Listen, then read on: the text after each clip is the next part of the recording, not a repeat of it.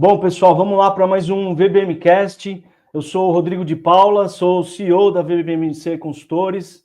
A VBMC é uma empresa com expertise em prestação de serviço de consultoria de gestão há mais de 42 anos.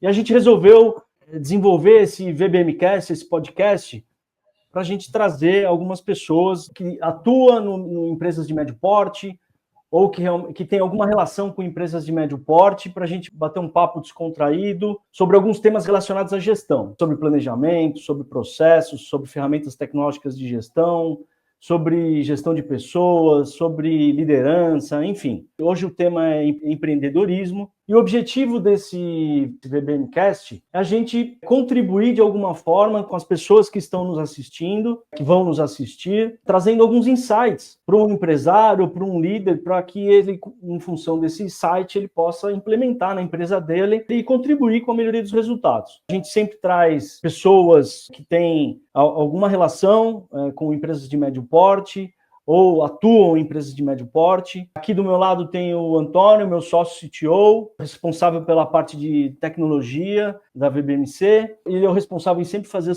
as perguntas mais capciosas e fora do script, né, Antônio? Sim.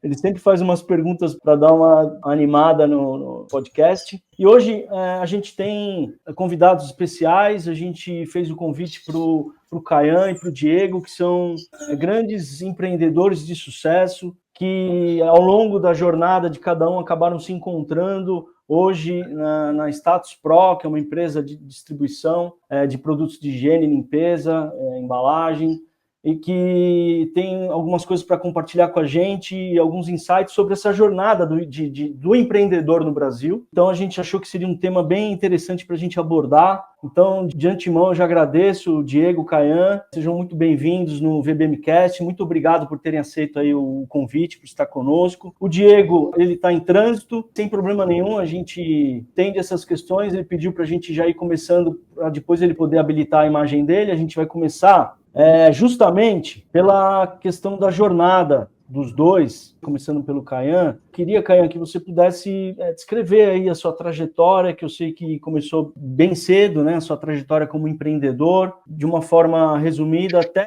hoje, os dias de hoje, onde você está sócio de uma empresa de médio porte no Brasil, a Status Pro.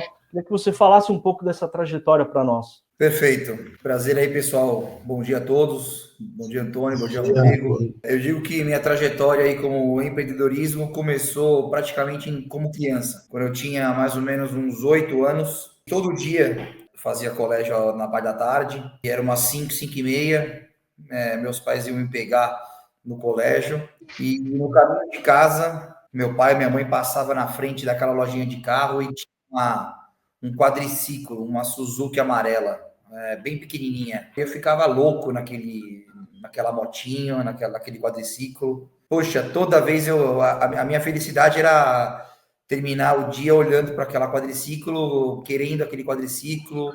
Toda vez que eu passava diante daquela loja, eu falava, porra, mãe, eu quero esse quadriciclo, me dá, não sei o quê, me dá, nossa, filho, você gosta mesmo? Quero sim. De tanto eu falar, um dia minha mãe parou lá para ver esse quadriciclo comigo. Foi um dia marcante da minha vida. E, pô, eu já achava que eu ia ganhar motinho, que eu ia ter um quadriciclo a gasolina. Poxa, eu fiquei encantado, só que as coisas não eram como imaginava, né? Quando a gente foi falar com o vendedor falou, não, essa motinha aqui tá R$1.800, se você for pagar à vista, dá para te dar um desconto.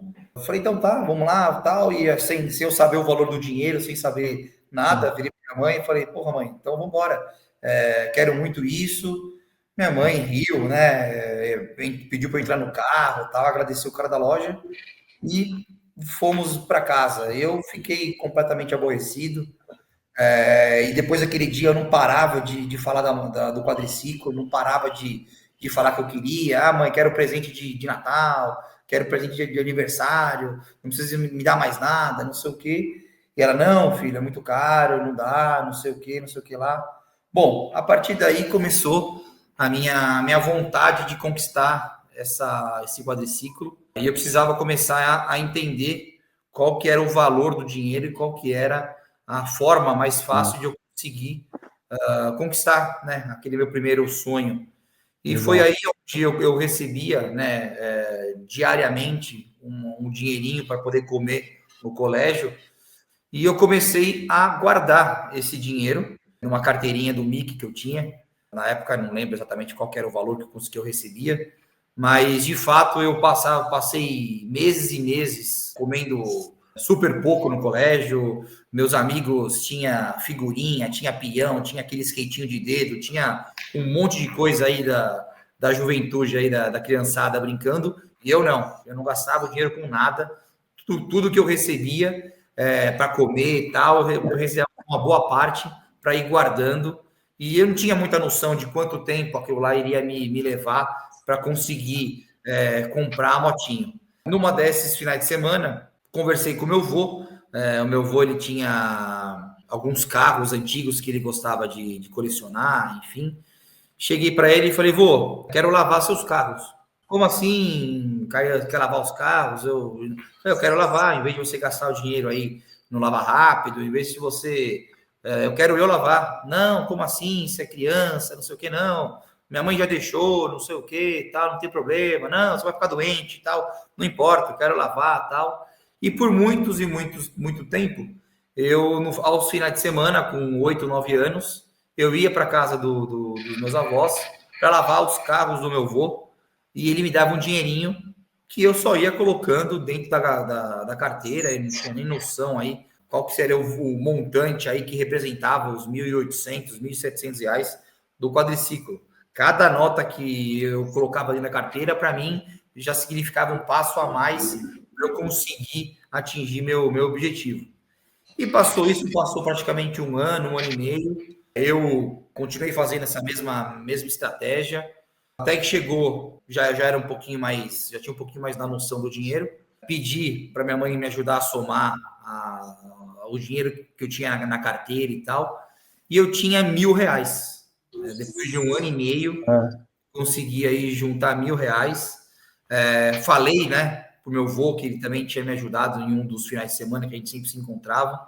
E num final de semana, que essa história é muito, muito interessante, o meu avô falou, olha, Caian, eu tenho um cadeado aqui, aqueles cadeados via número, e eu preciso abrir esse cadeado.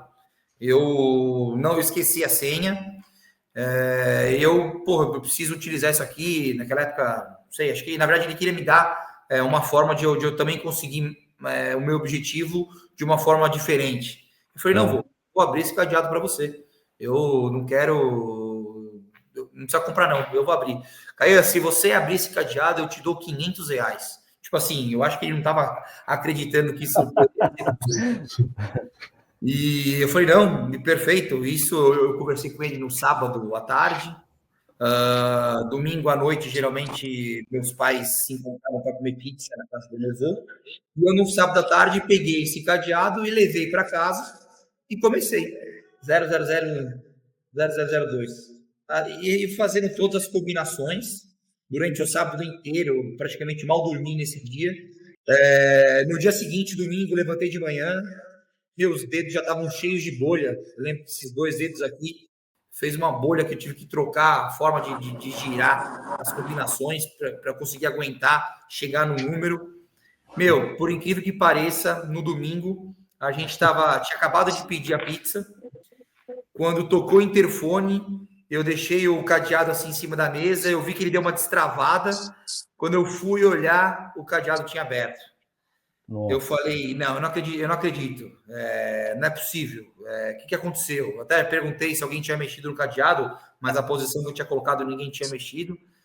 Aí, veio a família toda, puta, vamos lá, parabéns, nossa, porque viram o quanto que eu tava... Sim, desafio, né? Desafio. Assim, foi, na minha cabeça, foi a questão, tipo assim, já tenho um valor legal, agora, vou conseguir comprar o meu quadriciclo, meu pai e minha mãe vai me dar agora os R$ 300 que faltam.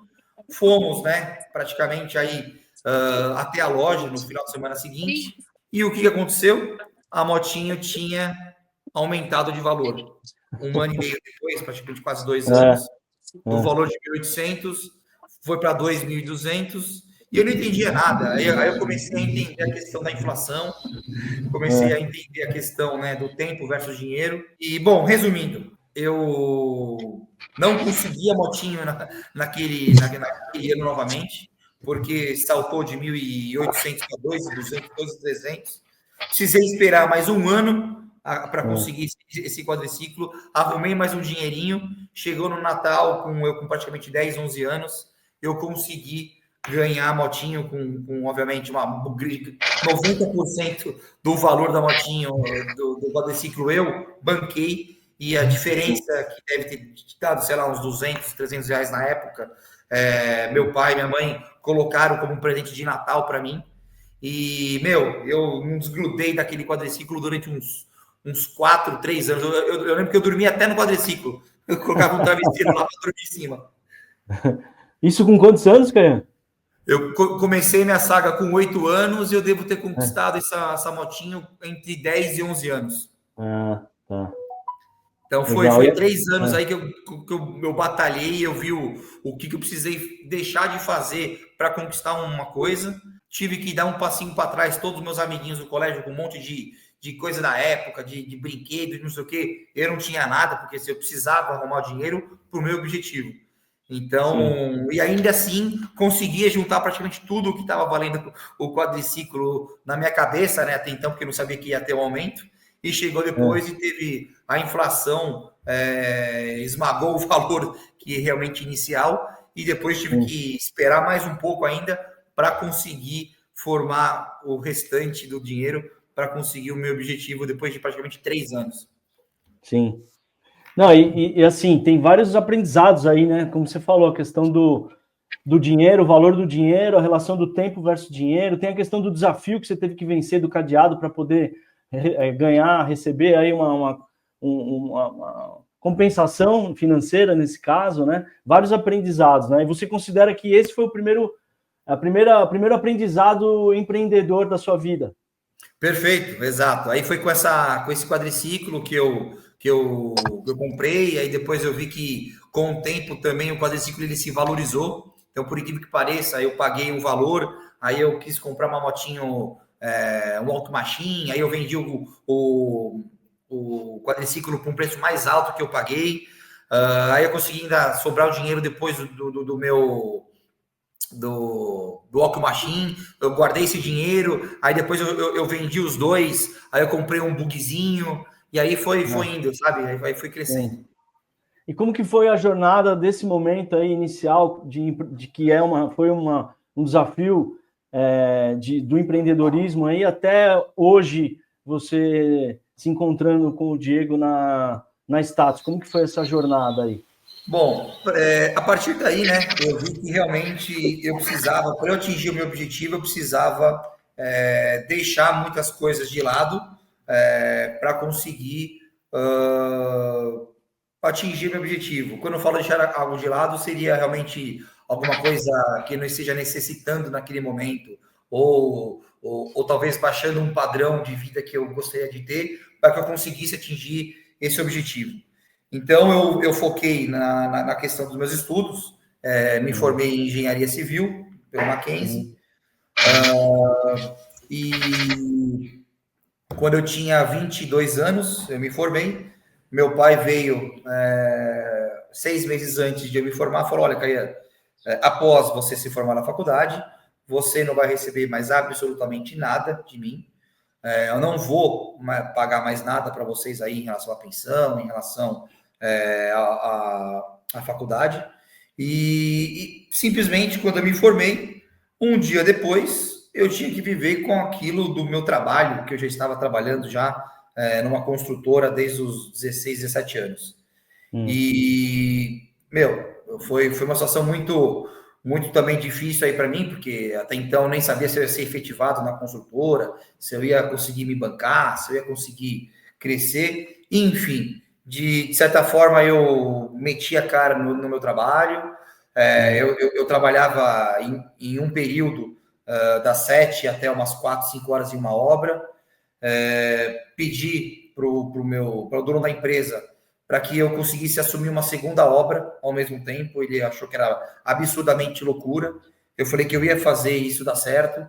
Então, eu lembro que eu levantava umas 4h30, 5 horas. A minha obra era lá em Interlagos, eu morava na Zona Norte. Então, eu demorava, assim, praticamente 1h30, 2 horas para chegar.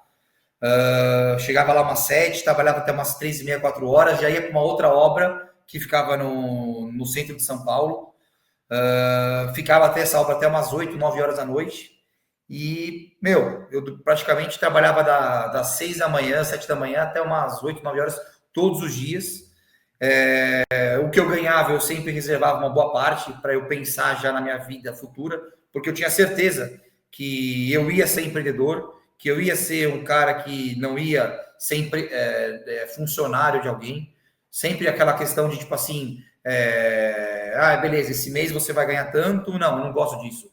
Eu quero saber o quanto que eu posso ganhar além daquilo. E resumindo, só que até então eu precisava ter dinheiro para poder investir em alguma coisa, eu precisava criar um certo reserva financeira para poder arriscar em montar uma equipe, em montar uma empresa. Até então, quando você não tem dinheiro, você precisa acumular um valor durante um certo tempo para poder te dar tempo hábil e poder, né, força para você conseguir, numa jornada de empreendedorismo, você conseguir ter um tempo, ter calma, ter um respiro e ter o dinheiro para investir ou para comprar cota de uma empresa ou para poder comprar uma mercadoria ou para poder ter tempo de você montar um escritório e ir pagando os aluguéis enquanto o serviço daquela sua empresa demora para voltar o payback que você está investindo.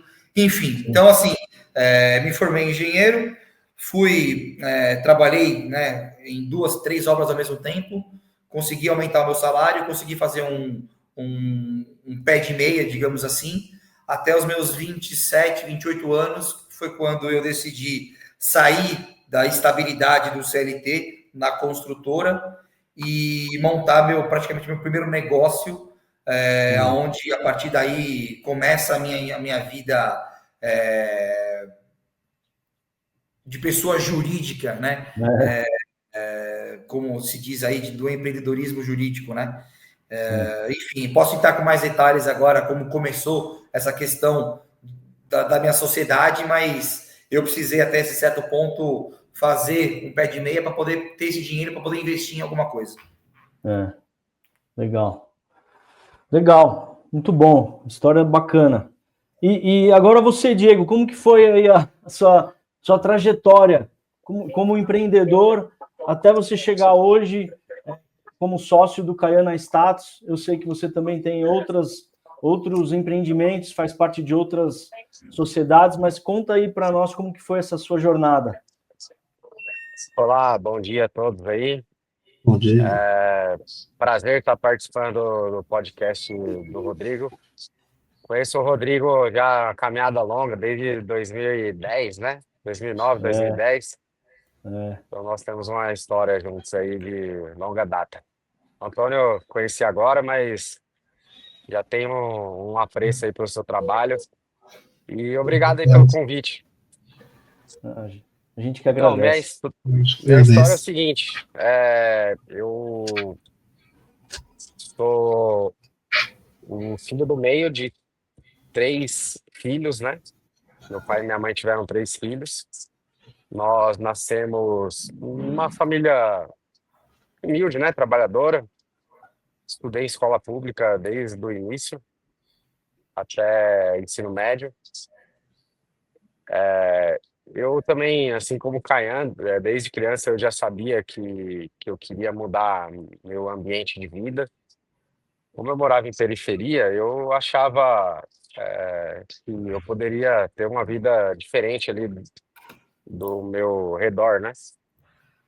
Periferia é aquilo, né? A gente estuda em escola pública, daí a gente tem contato com pessoas de tudo quanto é tipo, e a realidade de quem mora na periferia é bem complicada, né? E eu sabia que aquele mundo, para eu poder mudar alguma coisa na minha vida, eu tinha que fazer algo além daquilo. Quando eu fiz 14 anos, eu fiz na verdade, com 13 anos eu fiz cursinho para vestibular que eu queria estudar numa escola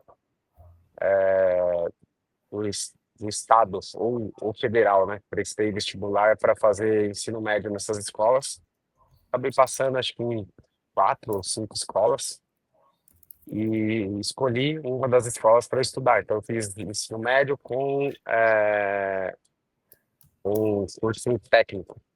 Certo. E aí, através daquilo, comecei a ver, em contato com outras pessoas, né? A minha cabeça começou a expandir mais. E quando eu fiz 18 para 19 anos, meu irmão mais velho, Thiago, ele começou a ter algumas ideias de empreendedorismo também. Então, quando a gente teve o primeiro contato com o papel, no meio do caminho, a gente sempre trabalhou ali com meu pai. Meu pai tinha um escritório de representação no fundo da minha casa. Então, a gente já tinha contato também com esse mundo, né, de indústria de papel, indústria de embalagens, saco de lixo. Então, eu sempre tive muito contato com esse tipo de produto que a gente trabalha hoje, através do escritório de representação do meu pai. Então, ele pegava algumas empresas que precisavam de vendas e pegava os produtos para representar, né? Então, essa era a profissão do meu pai e a gente acabava tendo esse tipo de contato. Eu até cheguei a trabalhar com meu pai também, uma época, meus irmãos. Então, digamos que nossa carreira profissional começou nesse escritório, né? Hum. E com o tempo, quando a gente montou nossa própria empresa, foi através de uma demanda de uma pessoa que o meu irmão mais velho, o Thiago, ele conheceu e precisava comprar papel na época, e ela era uma pessoa nova e a demanda dela era muito grande, então ela estava com uma dificuldade de encontrar empresas que davam crédito para ela. E aí o meu irmão, como a gente tinha essa veia de representação, a gente começou a buscar outras opções de fábricas. E aí nessas visitas que ele começou a ir nessas fábricas, ele achou interessante o processo de produção. E aí ele começou a pesquisar, né? E viu que a máquina era relativamente barata e teve esse insight de poder produzir o próprio produto, né? Então foi nesse momento que ele decidiu vender o carro dele. Na época ele tinha um Corsa sedã preto, e aí ele vendeu esse carro e investiu na máquina. E aí depois disso as coisas começaram a acontecer, né? A gente começou a produzir, começamos a ter mais esse domínio aí de conhecimento do papel, de ter mais vendas, aí investimos em mais máquinas e o negócio começou a escalar nesse sentido. Depois disso, a gente teve a opção de comprar uma fábrica de papel também, e aí o negócio foi escalando, né? Sim. Como todo negócio, à medida que você vai se aperfeiçoando, vai expandindo. Então, o início da nossa jornada foi dessa forma. E aí, depois desse momento, você trabalhava junto com os seus irmãos nessa empresa que eles estavam construindo, e depois você acabou migrando para um novo empreendimento que é a Status, é isso? Sim. Nessa época, foi até a época que eu te conheci, né, Rodrigo? Que a gente assumiu a fábrica lá e o Roberto virou nosso sim. sócio. Sim. E a gente deu essa escalada. Aí, isso foi no ano de 2008, quando a gente assumiu essa indústria, lá na região de Itajaí, em Santa Catarina. Aí, o nosso negócio evoluiu até 2020. 2020 foi quando a gente decidiu abrir a Status. A Status foi uma oportunidade de negócio. Nós tínhamos uma ideia inicial de explorar um pouco esse mercado institucional, que algumas empresas do nosso segmento já fazem, né? São produtos que você coloca os equipamentos, mais nessa parte de banheiros, né? Você coloca os equipamentos e em comodato, e aí a empresa que fizer o contrato com você, ela, obrigatoriamente por contrato, ela passa a consumir seu produto, né? E aí Sim. a gente tentou fazer isso pela indústria, porque já existem modelos de negócios parecidos no mercado, e aí nós não conseguimos. E aí veio a ideia de montar a Status. A Status veio com esse intuito, para a gente poder vender mais, né? Papel, agregar valor, enfim, Sim. fazer um negócio, uma prática que o mercado já fazia. Sim.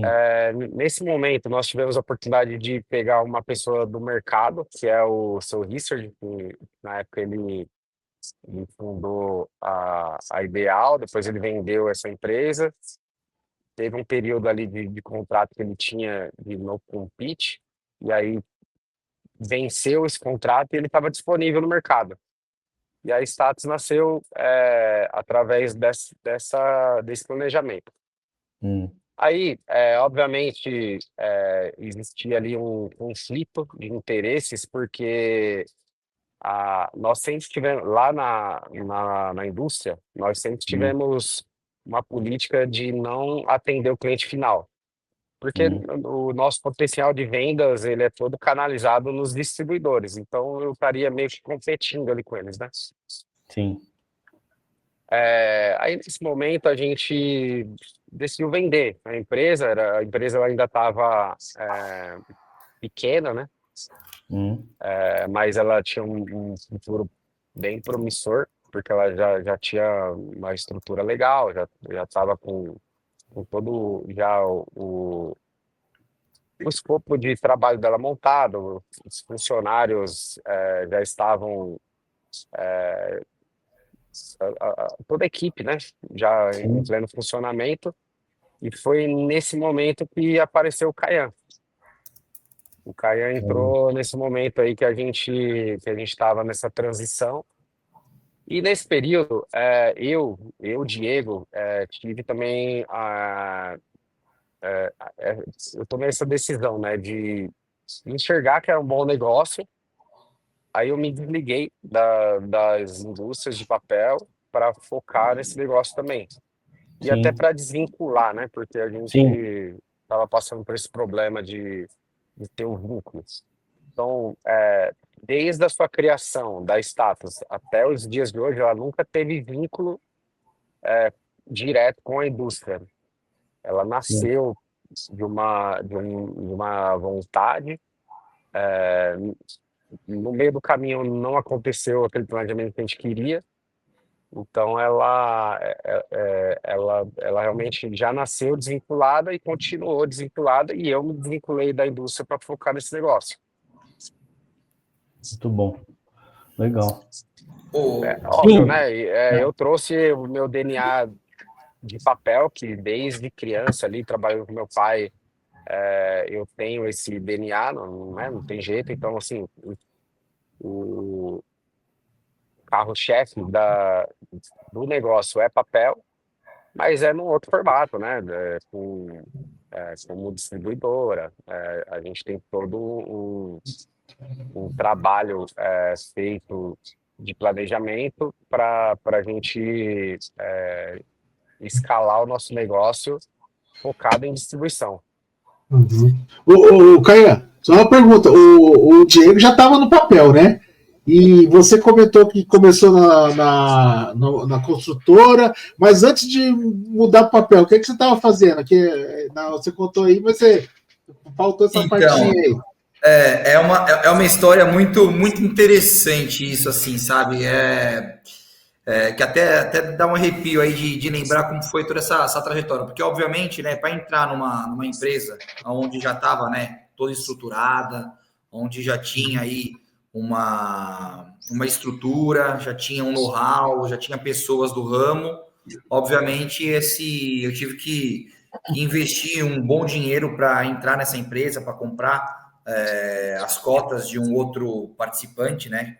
aqui na Status, e eu tinha que ter dinheiro. E de onde que veio, né, esse dinheiro? Como que simplesmente um engenheiro se torna sócio de uma empresa grande até então? Bom, vamos lá. Quando eu me desliguei lá da construtora, já tinha o dinheirinho já guardado e recebi a minha rescisão dos meus 10 anos aí registrados. Só que até então eu precisava ter um norte, precisava saber o que eu ia tocar, enfim. Eu comecei, né, em termos de amigos, a sondar, né, os meus amigos, saber o que eles faziam, saber o que eles estavam fazendo, o que eles iam fazer. Fiquei sondando por muitos e muitos anos algumas pessoas, e tanto que num dia encontrei duas pessoas que estrategicamente no negócio, num negócio poderia ser interessante para mim. Então, eu fiz uma sociedade com outras duas pessoas. Essas duas pessoas, elas agregavam de uma certa forma num negócio que poderia ser qualquer negócio. Um era muito bom em vendas, o outro era uma pessoa muito confiável, que eu tinha uma confiança muito grande. Eu sempre fui da questão de números, de análises, de montar, né, planilhas e analisar resultados, analisar objetivos, criar estratégias. E a partir de aí, eu montei uma empresa com dois amigos, era uma corretora de seguros, onde um dos meus sócios acabou herdando essa corretora do pai, e montamos uma corretora de seguros em 3 pessoas, em 3 pilares. 3 sócios, eu e mais 2 amigos, pegamos uma salinha comercial minúscula na Zona Norte, e começamos. Eu nunca na minha vida eu imaginava que eu ia ser dono de uma corretora. Aí eu comecei a estudar, né, o que era uma corretora de seguros. Era uma corretora voltada na área de plano de saúde empresarial. Aí fiz vários cursos, treinamentos com as operadoras, e nesse caso eu era a pessoa que fazia as orçamentações, né, os orçamentos para as empresas. Os meus 2 sócios faziam as reuniões, eles eram muito bons em venda. Uma pessoa, um dos sócios, ele é muito perspicaz, é um cara muito para frente, tem um poder de convencimento muito grande, e aí consegui, né, dessa forma, extrair de cada pessoa o melhor ponto da área, né, profissional dele. E começamos em 2019 essa corretora de seguros, fazendo aí sempre visitas em clientes. Eu lembro que eu era um dos 3 sócios que tinha um carro, né? Só eu tinha um carro. E, a empresa vivia em cima, né, do meu carro, e ia para um lugar, para outro, viajava para o interior, voltava, aí final de semana, assim, a gente morava ali dentro do meu carro, fazendo visita para cima e para baixo, que afinal de contas, né, a empresa não tinha como alugar um carro, porque os custos eram muito, muito altos e a gente praticamente não tinha nenhuma receita. Então, começamos nós 3, fechamos um contratinho aqui, outro ali, outro aqui, outro aqui, outro aqui, outro ali, e foi se criando contratamos uma pessoa, um assistente, contratamos um vendedor, contratamos uma pessoa, né, da parte de documentação, e a empresa aos pouquinhos foi criando forma, né, a corretora, até quando começou a pandemia, em 2020, né, um ano e meio, e assim, a gente falou, e agora ferrou, parou tudo, as empresas estavam, né, agora não vou investir em nada, não vou trocar nada por causa do plano de saúde, não posso deixar de ter algum problema com o plano e aí não ter não ter nenhuma assistência médica. Bom, aí a gente entrou, né, num problema de como que a gente ia ganhar dinheiro. Numa situação dessa, um dos meus 2 sócios trouxe a ideia do Covid, trouxe a ideia de abrirmos uma empresa ou um ramo de testagem de Covid. Um negócio muito estranho, como assim, testagem de Covid? Eu lembro que era um assunto super novo para a gente. São Paulo estava em lockdown e a gente precisava tentar entender o que estava acontecendo, ninguém sabia quanto tempo ia durar, enfim. Foi num momento que, assim, nós 3 sentamos, ouvimos, né, essa ideia desse sócio de a gente começar a testagem de Covid nas pessoas. Como que a gente vai fazer? Qual que vai ser a ideia? Qual que é a legislação para isso? Nós não tínhamos dinheiro, nós estávamos, né, na corretora praticamente pagando as contas e sobrando dinheirinho para poder se manter aí vivo e alimentar, e, enfim. E aí foi aonde a gente sentou e falou, bom, vamos lá, nós somos em 3. Um dos meus sócios, né, ele sempre foi muito bem relacionado aí no mercado. Ele conseguiu convencer um investidor a entrar nesse projeto do Covid, onde nós precisávamos comprar os testes, precisávamos investir no aluguel das tendas, porque a gente fez uma parceria com o Poço Ipiranga, fizemos uma parceria com o Pão de Açúcar, com o Extra, onde a nossa ideia era instalar tendas em mercados e postos de combustível com maiores movimentos, para fazer a testagem para a população, né? E a gente precisava ter um dinheiro para poder comprar os testes, para poder bancar toda essa operação. E foi aonde um dos nossos sócios conseguiu esse sócio investidor, trouxe para o projeto. E assim, começamos a montar uma tenda. Eu lembro que a primeira tenda foi ali hoje acho que não existe mais, foi no Açaí da Lapa, ali perto aqui na Vila Leopoldina. Aí o segundo ponto foi também no Carrefour ali do Morumbi. E assim, tudo em lockdown, o negócio acontecendo. A gente acabou conseguindo, graças a Deus, desse investidor, trazer ele para o projeto. Começamos a comprar os testes, a montar as equipes, a montar as enfermeiras. Conseguimos trazer também para o cenário aí um médico, né, uma clínica responsável que nos ajudou nessa parte burocrática, nessa parte de técnica da abordagem, de como que funcionava.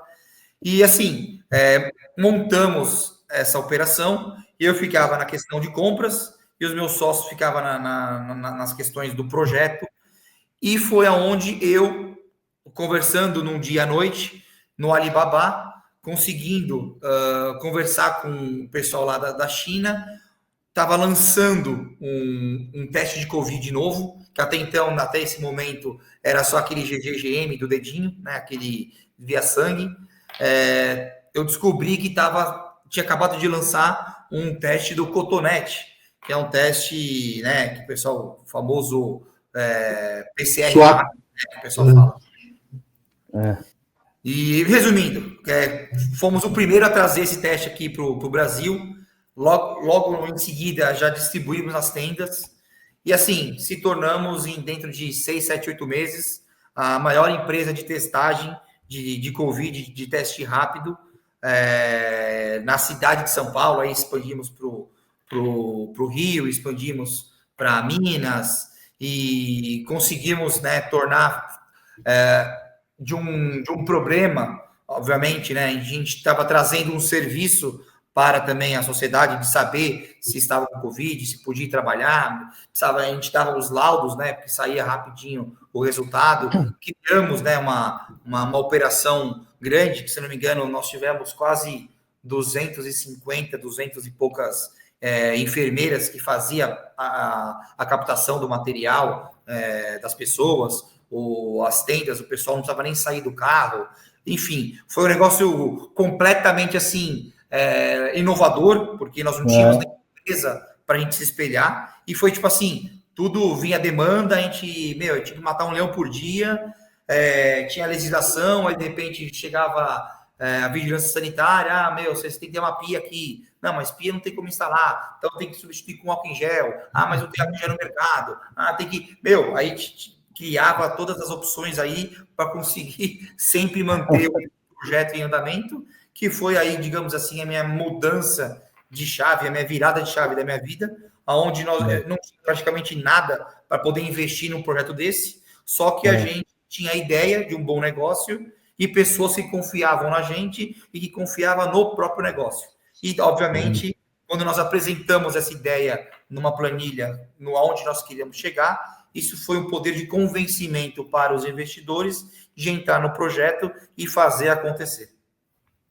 Legal. E foi daí que você conseguiu o recurso para entrar como sócio da Status. Perfeito. Foi daí que meu recurso veio para poder comprar o sócio que estava aqui. E aí entrei com o know-how da questão de compra, de venda. E eu era o responsável também nessa questão de compras e vendas, praticamente mais em compras de insumos das testagens do Covid. Sim. Bom, a gente tem o privilégio, né, sendo consultores que prestam sempre serviço para empresários, que têm sempre, muitas vezes, não sempre, mas muitas vezes são histórias muito bonitas como essas duas que vocês falaram, histórias realmente de desafios, de sacrifício, de empenho, dedicação, estudo, capacitação, esforço.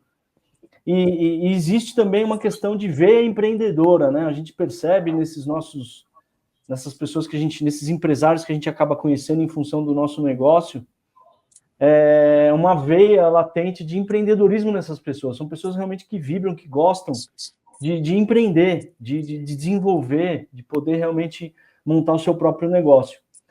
E a gente também percebe, né? A gente tem a oportunidade de acabar acompanhando que existe um período de transição aí também, porque uma coisa é você empreender e você tem uma empresa menor na mão, e você, quando ela é pequena, você consegue gerenciar todas as áreas da empresa de uma forma mais tranquila, você tem a sua área financeira que você mesmo faz, ou você e mais um consegue fazer, você tem a sua área de vendas que normalmente, sou eu mesmo que faço, eu que prospecto clientes, a área operacional é mais simples, eu consigo controlar, eu preciso...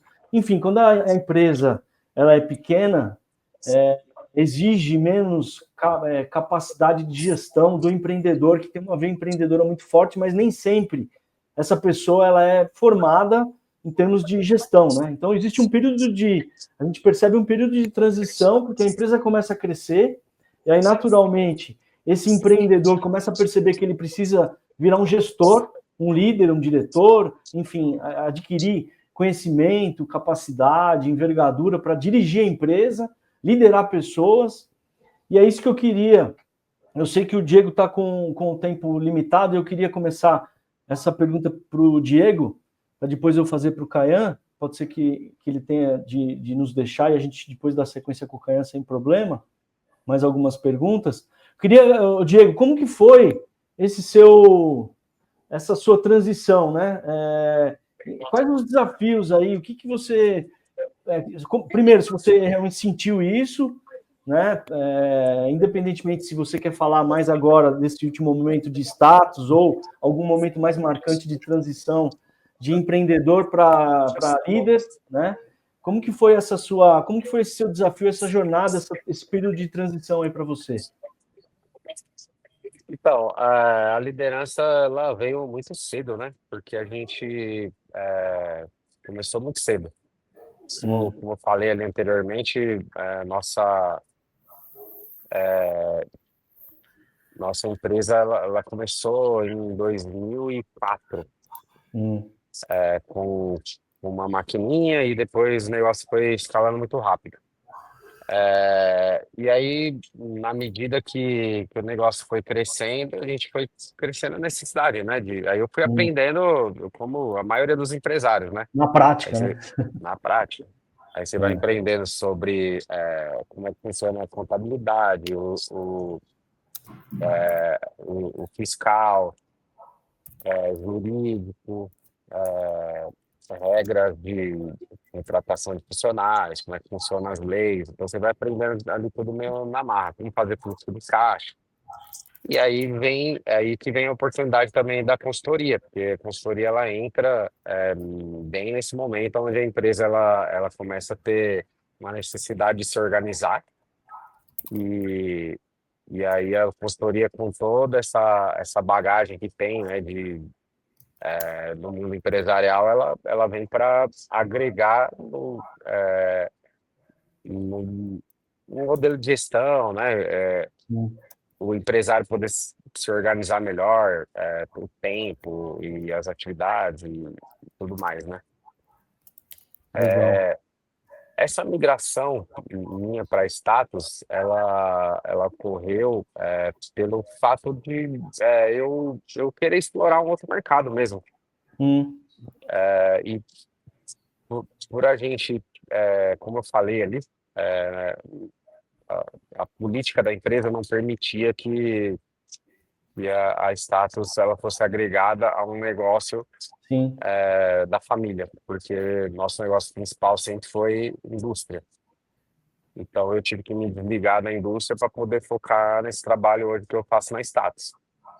Então, quando eu decidi assumir a status, eu já tinha uma certa bagagem, vamos dizer assim, né, de negócio, de empreendedorismo. De gestão, né? De gestão, né? De gestão, exatamente. Então, eu rapidamente ali entendi quais eram os desafios, as oportunidades. Chamei os sócios, né, e trabalhei com eles juntos. Criamos um modelo de gestão e de negócio ali baseado em tudo que eu aprendi e acredito que seja o correto, e a gente implantou. E foi bem interessante essa passagem, porque assim, a empresa, nesse momento, ela estava passando uma certa dificuldade, porque eu ainda não tinha assumido a gestão da empresa, então ela era feita por outros profissionais. E ela tinha os investidores, mas os investidores, eles até aquele momento, eles não tinham uma ligação direta no negócio. Então esse negócio, ele era gerido por esses profissionais que eram da área. Economicamente a empresa não estava com problema, fechando no vermelho e tal.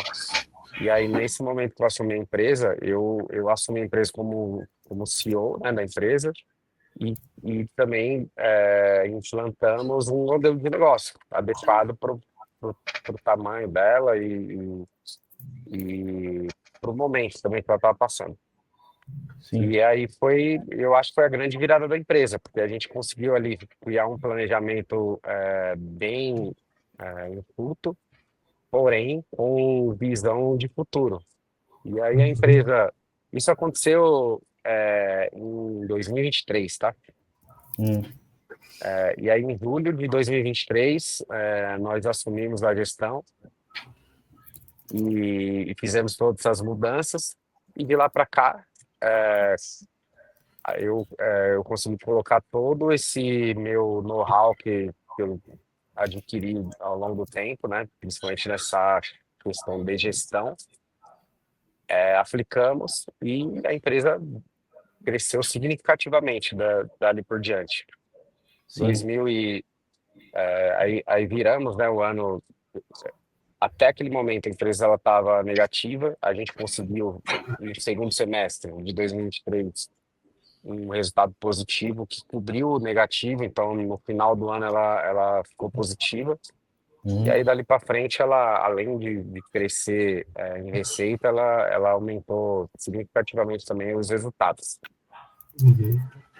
Aí que a gente vê uma veia empreendedora, né? Porque você vê que o Diego estava numa empresa, vamos dizer assim, desde 2004, num ramo, uma zona de conforto, vamos dizer assim, né? Tava sempre aquela vida dele, e de um dia falou, vou sair daqui dessa coisa que eu conheço, que eu ganho, que eu tenho certeza, vou partir para um desafio novo, que era até o momento era uma promessa, né? Não era uma certeza, né? Você teve que reverter o jogo, você pegou uma coisa que tá, como você falou perfeitamente, economicamente estava ruim. Financeiramente podia ser que não, porque tinha os aportes dos Exatamente. investidores. Então você falou, olha para você ver como a gestão está aí na cabeça do Diego. Ele falou a palavra correta. Economicamente estava com problemas, mas não financeiramente, porque ainda tinha gente bancando isso por trás. Então, então esse é perfeito conhecimento de gestão, né? É difícil entender isso. As pessoas confundem muito o financeiro com o econômico, né? Então, essa palavra agora, quando ele comentou aqui, marcou muito, hein, Diego? Foi precisa. Foi um comentário Exatamente. preciso. Parabéns. E assim, obrigado. E assim, tem um determinado limite também, né? Os sócios, eles vão colocar e aportar dinheiro no negócio até onde eles acreditarem que vai ser possível a reversão. Sim. Então, a empresa ela já estava nesse limite, né? Que ela tinha, vamos dizer, uma reserva, e ela já tinha consumido essa reserva. Tanto é que os sócios eles precisaram fazer um novo aporte, mas eles só fizeram esse novo aporte porque foi feito um novo modelo de gestão, e aí a gente teve que convencer também os sócios que aquele novo modelo ia dar certo e que teriam gestores, vamos dizer assim, mais capacitados, né, para poder realizar naquele momento o planejamento. E essa foi uma grande virada mesmo, porque a empresa ela estava no seu limite ali, né? Naquele momento ela estava no limite. Legal. E você, Caian, o Caian ficou muito claro para mim que teve um despertar aí da veia empreendedora desde o quadriciclo, depois ele teve um momento de formação e teve também um momento de trabalho como colaborador numa empresa no segmento da construção. Depois, logo quando ele decidiu partir para o empreendedorismo de novo, ver essa questão aí do negócio voltado para essa oportunidade do Covid. E depois, agora, mais recentemente, na Status, como que tem sido aí esses desafios de você assumir já uma empresa já com certo porte, que está em plena expansão, com desafios de gestor, de diretor da empresa, como que tem sido essa jornada aí para você? Então, de uma certa forma, está sendo e foi e sempre vai ser um desafio, porque, por incrível que pareça, a qualquer momento sempre tem alguma coisa que você nunca viu ou tem algum acontecimento que acontece que você não esperava. E a vida do empresário é aquela que, né, você tem até aquela frase que mar calmo não faz bom marinheiro. Então, mas voltando aí à sua pergunta, uma das minhas principais características que eu, graças a Deus, eu sempre busquei, independente de qual seja a área, independente de qual seja o segmento, a atuação, o serviço que você faz, é sempre saber que o segredo do negócio ele está na compra. Independente se você vai vender ele bem ou mal, se você comprar bem, você já está com mais da metade do seu caminho andado. Isso é na negociação de uma mercadoria, é na negociação de um aluguel, é numa negociação num prazo de compra. Então, isso desde da minha época como engenheiro, no qual as obras que eu gerenciava aí dava em torno aí de uns 100 milhões por obra, eu conseguia trazer uma economia para o dono da construtora aí. Não vou entrar aqui em valores, que isso não interessa, mas sempre consegui trazer grandíssimos resultados aí. Sempre busquei a palavra final ser uma perfeita compra. Se você tem uma perfeita compra, o seu negócio já está fardado a dar certo. Obviamente, né, tem a questão da gestão, que é onde entrou o Diego ajudando 101% aqui na Status. E uma das coisas que até queria falar para muitos outros empreendedores, que eu acho que é um ponto crucial, que muitas pessoas fazem até um certo erro, é você misturar DRE com fluxo de caixa. Isso é uma das principais situações importantes em qualquer negócio, não importa se o seu segmento é serviço, não importa se o seu segmento é venda, não importa. Você tem que separar o DRE e tem que separar o teu fluxo de caixa. O que você tem no banco não quer dizer se a sua empresa está indo para um bom ou para um mau caminho. Isso é uma coisa que, com o Diego entrando na gestão aí da empresa, me ajudou a clarear 100% isso. A gente sempre separa aqui, até mesmo nas estratégias, quanto que foi de competência de resultado da empresa naquele mês, né, o chamado DRE, e como que está me comportando o meu fluxo de caixa.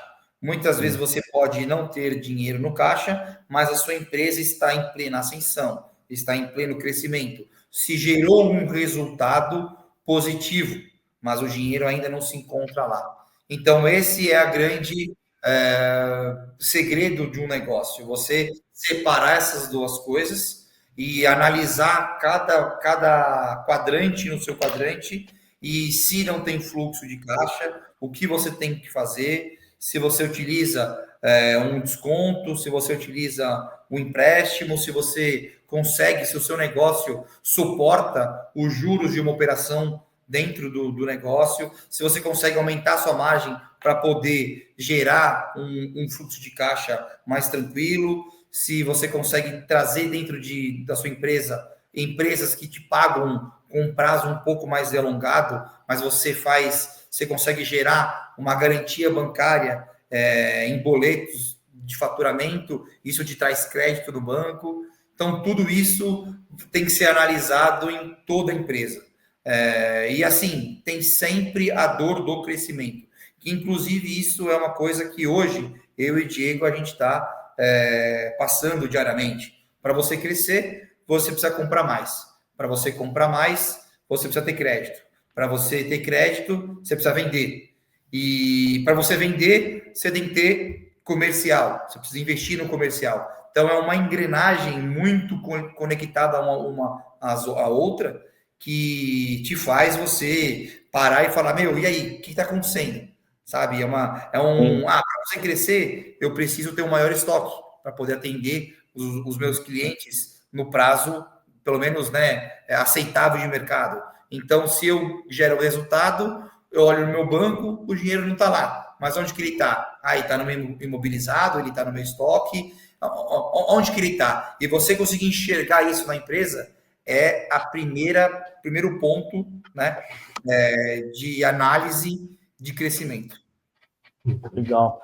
Até fazendo um gancho, pensando um pouco no futuro, né? Para vocês deixarem aí uma mensagem em função do que vocês estão planejando para o futuro da Status, em termos de oportunidades que vocês percebem, em termos de fatores importantes do mercado que vocês querem aproveitar. Como que está aí esse planejamento de longo prazo, mais de longo prazo para a Status? O que vocês, enquanto sócios que planejam aí o futuro de longo prazo da empresa, estão pensando que possa, de repente, alguém que nos escuta, que nos assiste, utilizar e ter como insight aí para aplicação no negócio deles? Bom, para mim, você tocou no principal ponto, que eu sempre vou defender essa bandeira. Todo empresário, ele precisa entender que a principal função dele é planejar. Se ele começar qualquer negócio, qualquer empreitada sem planejamento, ele já está com o pé na cova, né? Então, assim, às vezes a gente planeja e a gente vê que no planejamento a conta já não fecha. E aí é onde você tem que fazer a coisa acontecer. Então, assim, obviamente, todo negócio ele precisa ter uma margem de contribuição que que dê para você operar o negócio, porque essa margem de contribuição ela precisa ter uma cobertura de todos os despesas, todos os custos que você aloca ali dentro do seu negócio, mais a sua expectativa de ganho, né? Sim. Então, eu acredito que essa é a grande dificuldade dos empresários, é entender como chegar naquela margem de contribuição, se ela está de acordo com o tamanho do seu negócio e se você vai conseguir chegar no seu objetivo. Então, quando você entende isso no seu negócio, aí você pode olhar para frente. Beleza, então nós estamos aqui nesse cenário hoje. Aí você tem que planejar o cenário para daqui 1 ano, daqui 2 anos, daqui 5 anos, daqui 10 anos. Quando você chega num nível em que você conseguiu organizar a sua margem de contribuição e colocar ela saudável no seu negócio e falar, putz, aqui está fechando, agora eu consigo pensar no cenário à frente. Aí você começa a ter um nível legal de gestão. Aí eu acho que é um nível quando você começa a planejar 1 ano para frente, 5 anos, 10 anos, é o nível que todo empresário gostaria de chegar no seu negócio, né? E é extremamente importante. Sim, sim, Eu acho legal. que é fundamental para o negócio, né? Você ter um planejamento para o futuro. Sim. E você, Caian, o que você tem aí de além? Você já passou, né, algumas recomendações aí, algumas orientações, mas pensando assim em planejamento para o futuro, algumas tendências, oportunidades. O que vocês estão pensando aí para status? Bom, eu acho o seguinte, a gente, como tudo no mundo, está sempre em plena evolução, né? Em plena mudança. Veio a questão aí agora também da questão do IA, que está estourando aí no mercado. Tem as questões aí da parte do BI, que também isso já é bem conhecido das outras empresas. Conforme a empresa ela vai crescendo, você vai tendo que ter uma maior facilidade de análise de resultado. Então, assim, para status aqui, a gente está investindo bastante nessa questão de tecnologia, onde as análises dos números vão ser mais fáceis. E com isso, obviamente, a gente consegue ter uma visão de futuro, ter, digamos assim, uma estratégia talvez até mais audaciosa, porque você tem as informações mais fáceis na sua mão. A gente consegue planejar mais fácil e como o número, né, ele chega até você de uma maneira mais clara, você consegue saber aonde você consegue melhorar, aonde você tem que melhorar e aonde você pode arriscar. Muito legal, muito bom. Bom, estamos chegando aqui no final do nosso podcast. O Antônio, você quer fazer alguma colocação ou vocês queiram colocar alguma questão que a gente não perguntou ainda? O Caian acabou de falar, o investimento em tecnologia é importante hoje para dar agilidade, né? Você ter resposta rápida, porque a gestão ficou feita há 15 anos, há 20 anos, há 10 anos, há 5 anos atrás, tem que evoluir junto com as empresas, com tudo. E a tecnologia nos traz essa facilidade, essa agilidade de tomar a decisão. Porque a decisão tem que ser muito rápida. Você faz para fechar uma compra boa, você vai ter que ter uma resposta na hora para poder dar o truco, vamos dizer assim, com o fornecedor para poder. Então, as informações têm que estar muito à mostra, muito rápido para você hoje tomar a decisão. Então, a tecnologia está envolvida em tudo, não tem jeito de fugir dela, não dá para fazer mais no caderninho. Isso é a verdade. Se fizer, vai ficar para trás, o seu concorrente está fazendo de forma, utilizando a tecnologia, você fica para trás, você acaba perdendo competitividade, né? Mas legal, foi muito bom essa conversa de hoje, eu achei que foi um podcast diferente, um podcast onde a gente realmente pôde abordar questões com empreendedores aí com um nível de maturidade de gestão muito avançado, falar sobre coisas muito legais, conhecer um pouco da história, da trajetória lá desde o quadriciclo, da primeira empresa com a primeira máquina lá da família do Diego. Enfim, são histórias realmente que geram insights, são aulas aí para quem realmente escuta, que está no meio dessa trajetória. O objetivo aqui é a gente realmente gerar insights para empresas que estão nessa jornada, ou estar nesse período de expansão, que aí esse tema empreendedorismo é sempre bom para trazer alguns insights, ou estar num período já de profissionalização, de amadurecimento da gestão. Então, eu acho que hoje foi muito especial o nosso podcast, foi muito interessante. Eu agradeço o Diego e o Caian pelo tempo aí que vocês dedicaram, conseguiram encaixar na agenda de vocês, que eu sei que é apertada, para a gente conversar, bater esse papo, deixar registrado esse momento. A gente sempre, na VBMC, tem buscado a gente se organizar e trazer líderes, empresários, empreendedores, para poder contribuir de alguma forma com as pessoas que nos seguem, que estão interessados nesse tipo de conteúdo. Queria aproveitar também e falar sobre a nossa plataforma de treinamento, que a gente também está em constante evolução. O VBM College é uma plataforma que, na verdade, deixou só de ser uma plataforma de treinamento, ela tem conteúdos de treinamento, ela é uma comunidade onde a gente pode trocar informações por lá. A gente tem feito ali, desenvolvido algumas ferramentas também para as empresas poderem fazer diagnósticos rápidos sobre vendas, por enquanto só sobre vendas, mas a gente está ampliando, fazendo alguns check-ups, onde com a utilização da IA, o empresário pode responder algumas perguntas e a gente já gera um relatório bem bacana sobre como que a empresa está em termos de maturidade de gestão, ou de vendas, ou de finanças.